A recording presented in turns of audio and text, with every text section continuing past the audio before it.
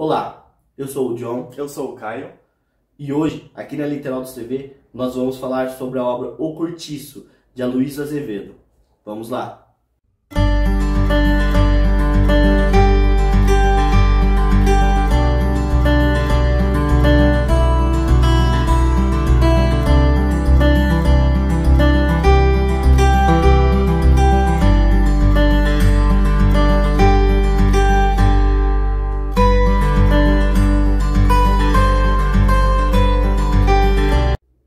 O Cortiço, de Aloysio Azevedo, foi publicado em 1890. É um romance emblemático do naturalismo, né? Que é uma ramificação do realismo, da escola literária realismo, né?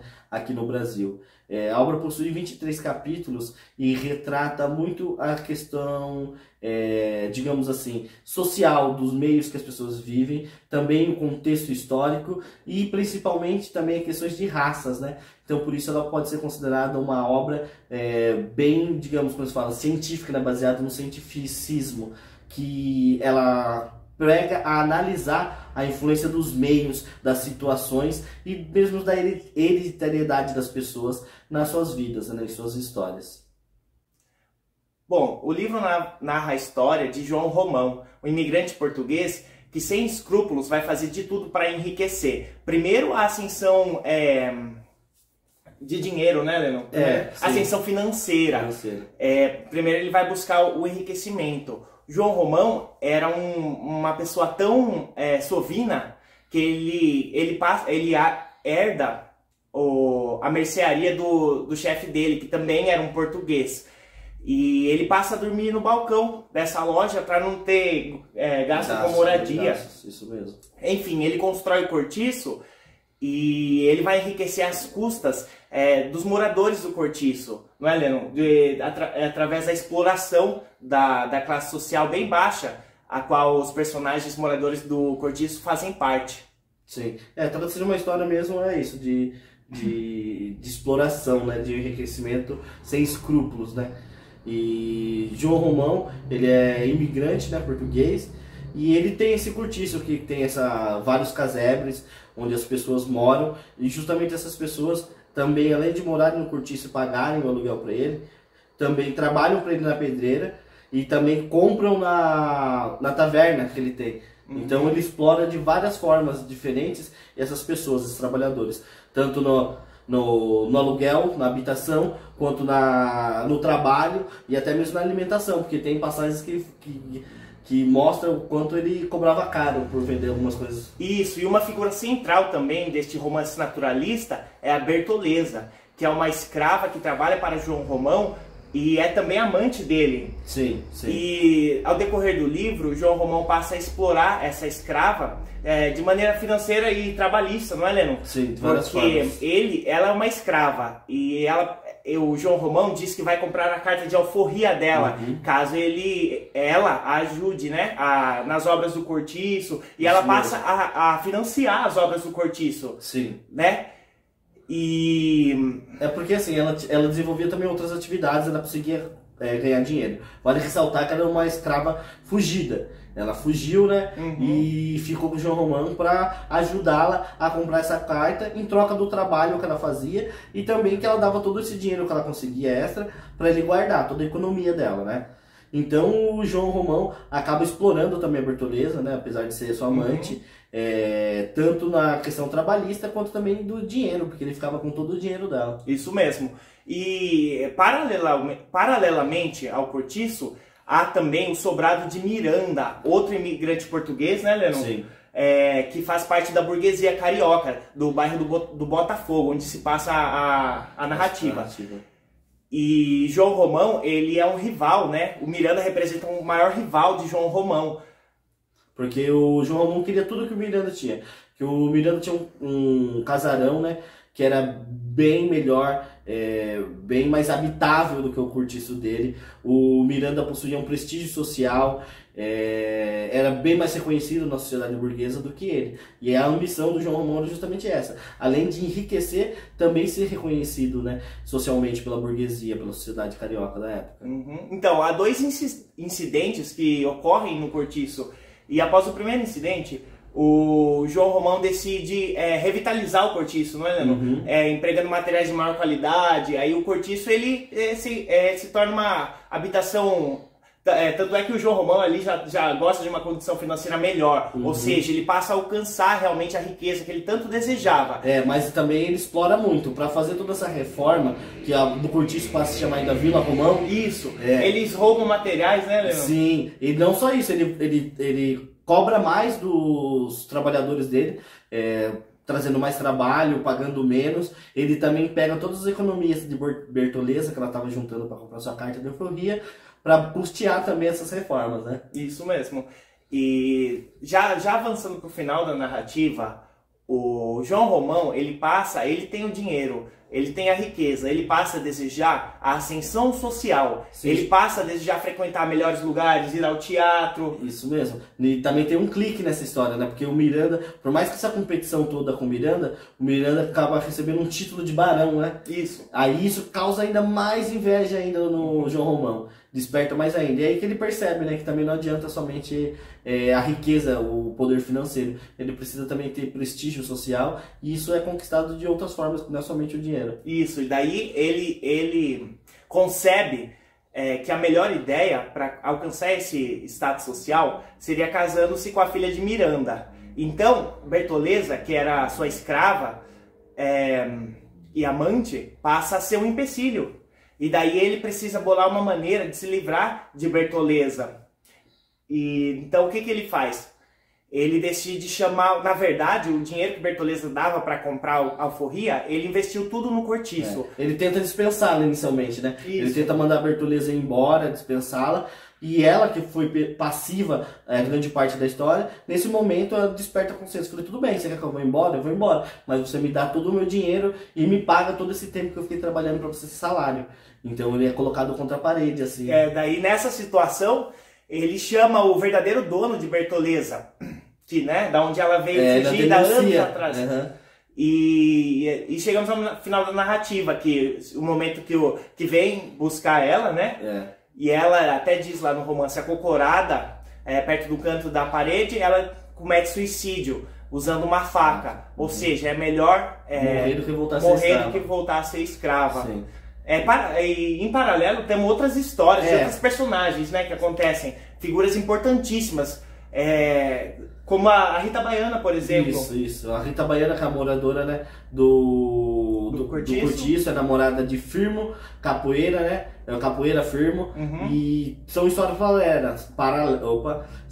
paralelas que acontecem todo dentro dessa história principal. E ela é marido de... o Jerônimo, que é marido de Piedade.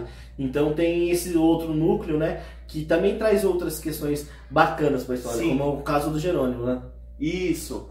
O Jerônimo tem um trecho até muito interessante, que eu separei, gostaria que você lesse. O Jerônimo, ele vem como um brasileiro.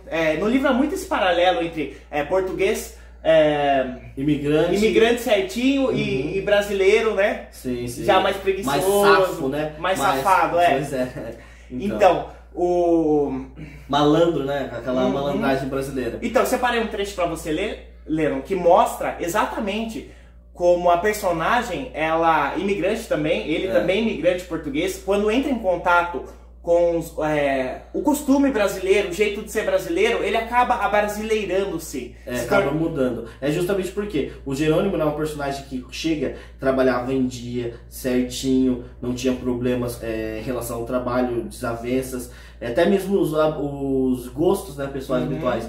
Ele gostava de vinho, gostava de comida, digamos, mais típica portuguesa. Ele era um homem correto, que tinha umas ações corretas e tinha um estilo cultural diferente. Aí quando ele chega no Brasil, vai morar no Rio de Janeiro, vai para o cortiço, através dos hábitos das pessoas, dos costumes, ele acaba se transformando. Vou ler o trecho para vocês. Este parágrafo. Vamos lá. E assim, pouco a pouco, se foram reformando todos os seus hábitos singelos de aldeão português. E Jerônimo abrasileirou-se. A sua casa perdeu aquele ar sombrio e concentrado que a entristecia. Já apareciam por lá alguns companheiros de estalagem, para dar 2 dedos de palestra nas horas de descanso, e aos domingos reunia-se gente para jantar.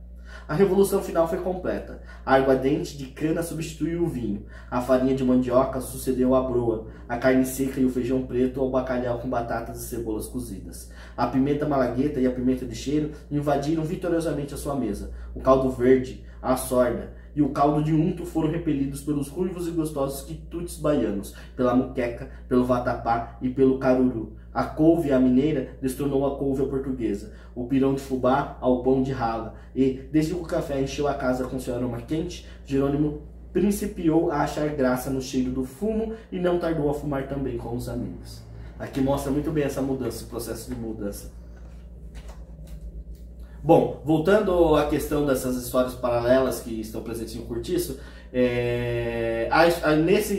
por causa devido a toda essa transformação, a própria esposa, né, de Jerônimo acaba se tornando alcoólatra, por ele começar a beber muita cachaça e tudo mais. Ela é abandonada, né? Ela e a filha são abandonadas porque Jerônimo ele vai viver uma história de amor com Rita Baiana, ele fica apaixonado pela mulata. Isso. Rita Baiana, que aliás... É uma personagem típica, né? Sim, é personagem que na obra representa a mulher brasileira, a mulata sensual, expansiva e sedutora, não é, Lennon? É meio estereotipada essa visão, né? Mas na época ela era essa visão que tinha da mulher brasileira. E no entanto, Rita Baiana se configura como uma das personagens femininas centrais da nossa literatura, por meio dessa obra. Sim. E nisso eles começam a ter um caso, né? E Capoeira Firmo, que era namorado da Rita Baiana também, fica sabendo disso. E por ciúmes, Jerônimo, que estava muito apaixonado pela Rita Baiana, acaba tendo uma briga, desavenças e mata o mulato, que era o Capoeiro Firmo. De português correto, certinho, que em dia, né? Passa a beber e se torna inclusive assassino. Pra você ver. Isso brinca muito com a questão do naturalismo, né? Que vamos falar mais adiante. E, enfim, no final do romance, depois de todas essas duas histórias paralelas, do João Romão e do Jerônimo, acontece um grande incêndio no Cortiço, né? Onde os moradores acabam tendo que... Eles tentam até salvar o local, mas não conseguem. Eles acabam tendo que se mudar, ir para outro cortiço, outra habitação, e o local passa a ser conhecido como Avenida São Romão no futuro, né? Aí acaba assim toda a narrativa, todo o enredo da história. Aloysio Azevedo nasceu em 1857 em São Luís do Maranhão e ele concluiu seus estudos lá. Ele vem de uma família assim... de que gozava de certo prestígio social e de uma boa condição financeira. E ele veio para o Rio de Janeiro com a intenção de se profissionalizar como escritor. Tanto é que ele tem uma vasta produção assim, que iniciada naquela época. O irmão dele, Lennon, era o Arthur era um famoso comediógrafo da época.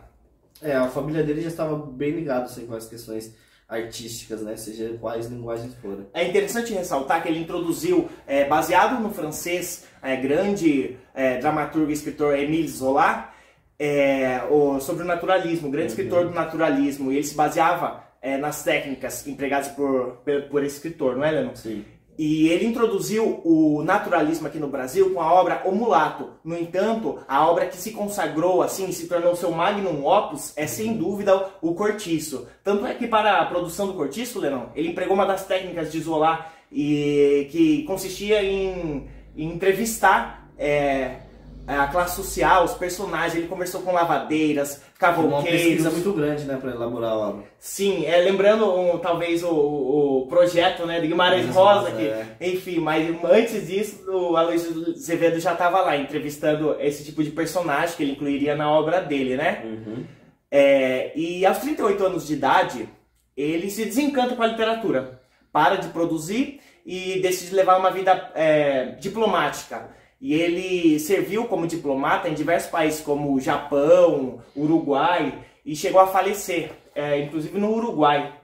Vale destacar, a gente está falando muito sobre naturalismo, e a gente fez uma menção rápida sobre isso, que o naturalismo, né, é uma vertente do realismo,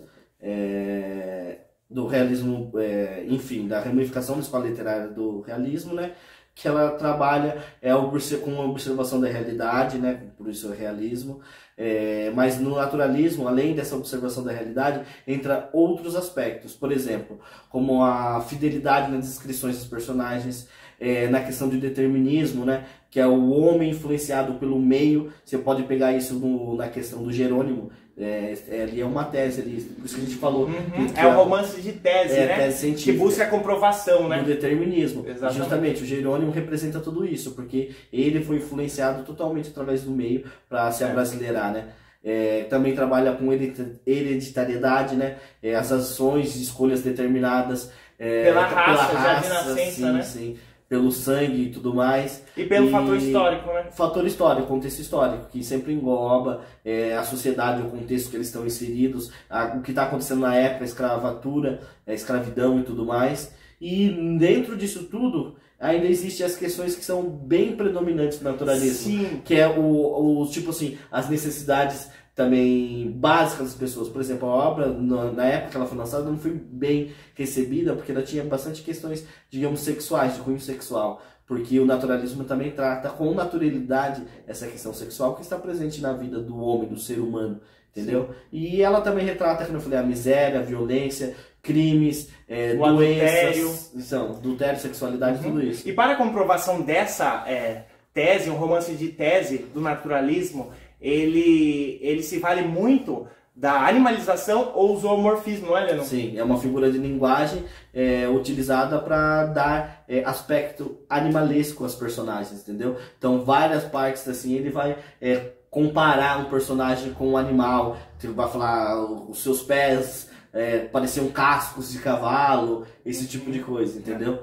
E o próprio também, além do zoomorfismo, né, que está muito presente na obra, existe também a questão do cortiço. O cortiço em si acaba se tornando uma personagem presente. Sim, forte, o principal personagem da obra, né? É costume dizer que o cortiço se torna o principal personagem da obra, porque esse romance, as personagens elas têm sua vida individual, mas elas passam a existir de maneira mais importante como um coletivo. Né? Como um coletivo, exatamente. E como um coletivo, eles passam a serem totalmente influenciados pelo meio. É isso que baseia tanto o naturalismo como o determinismo que está presente na obra, né? Por exemplo, o cortiço não é só o cortiço em si, é todo o meio. O cortiço engloba tanto a pedreira quanto a taverna, né? Que ambos é do João Romão. E que passa a influenciar, que passa a explorar as pessoas, entendeu? Então todo esse contexto, toda essa atmosfera, ela acaba determinando a história das pessoas. Ela influencia nas ações, em tudo que vai acontecer, né? Então, em relação ao tempo, vale destacar que o tempo da obra é linear, né, e cronológico. Ela se passa no século XIX. Isso mesmo. E não existe nenhuma definição de data, né? O espaço, como a gente disse, é um dos aspectos principais. O cortiço acaba se tornando, digamos, um personagem assim, de tanta importância que ele tem, mas vale lembrar que a obra se passa na cidade do Rio de Janeiro, mais ou menos nas mediações do bairro de Botafogo, né? Aí, além do cortiço, também tem a taverna, tem a pedreira, que também fazem parte mais ou menos do complexo do cortiço, e o sobrado de Miranda, né? A linguagem do cortiço, ela é bem crítica, ácida, ela tem certo humor, mas ela é altamente descritiva. Baseando-se em descrições, é como se a Luísa Azevedo pintasse todo aquele cenário. É comum leitores dizerem que pareciam sentir o cheiro do cortiço, entrando e se baseiam em figuras de linguagem tais como sinestesia, que é a mistura dos sentidos, e mais. No caso de Luísa Azevedo, ele vai tão a fundo, como se ele conseguisse criar sensações olfativas da obra. Sim, tem uma grande, digamos, a linguagem tem um grande teor crítico, né? Ela trabalha muito, como a gente falou, com a animalização e com os instintos do homem no meio, raça, história, e tudo isso trabalhado, como a gente falou, para comprovar essa tese do determinismo, ao mesmo tempo que critica muitas posturas da próprio homem e da sociedade. Por isso que o naturalismo está ligado, é uma ramificação do realismo, que é tudo isso que o realismo faz, né? E o narrador, né, que é a terceira pessoa, onisciente, sabe de tudo e é característico também esse tipo de narrador. No naturalismo sempre é o narrador em terceira pessoa. Heterodiegético também. Sim, ele não faz parte da diegese da obra. Hétero, diferente. Ele está fora da obra, não contribuindo com a criação daquele mundo, aquele universo fictício. Sim. Enfim, e é por essas e outras por todos esses motivos que a gente falou, que esse livro sempre é pedido nos principais vestibulares e provas de concurso público e tudo mais. Todos esses motivos fazem ter uma grande importância na literatura brasileira. Bom, eu gostaria de agradecê-los por ficarem até o final do vídeo. Mais uma vez eu lembro de vocês se inscreverem no canal, também não se esquecerem de ativar o sininho de notificação. E é isso, até a próxima. Até a próxima.